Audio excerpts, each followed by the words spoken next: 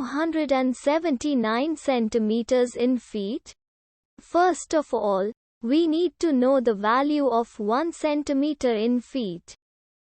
It's always 1 centimeter equals 0.03280839895 feet. Now we have to multiply 0.03280839895 by 279. Therefore, 279 centimeters times 0.03280839895 feet equals 9.15354330705 feet. So, in other words, 279 centimeters equals 9.15354330705 feet. We hope you have enjoyed this video.